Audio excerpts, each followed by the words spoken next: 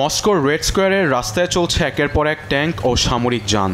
সঙ্গে আছে যুদ্ধপ্লেন থেকে শুরু করে সামরিক ক্ষেপণাস্ত্রের সমাহার। ইউক্রেনের সঙ্গে যুদ্ধ চলা অবস্থাতে এভাবেই পুরো রাশিয়া জুড়ে চলছে দ্বিতীয় বিশ্বযুদ্ধে বিজয় মহড়ার প্রস্তুতি। রুশ প্রেসিডেন্ট ভ্লাদিমির পুতিন বিশ্বকে জানান দিচ্ছেন নিজ দেশের সামরিক শক্তি।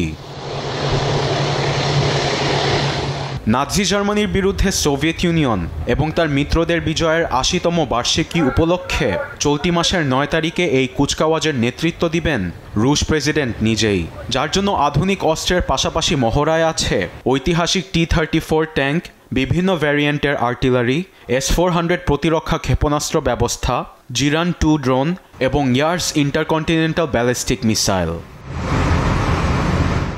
পথে পথে এমন সামরিক মহড়া দেখতে ভিড় করছেন অসংখ্য রাশিয়ান। শৃঙ্খলা বজায় রাখতে রাস্তার দুই সাইডে বসানো হয়েছে ডিভাইডার। সেখান থেকে সামরিক মহড়ার প্রস্তুতি আগ্রহ নিয়ে দেখছে রুশরা। আবার বাসার আঙিনা থেকে রাস্তায় ট্যাঙ্ক চলার মুহূর্তগুলো ক্যামেরাবন্দি করতে ব্যস্ত কেউ কেউ। আমরা এখানে মহড়ার প্রস্তুতি দেখতে আসছি।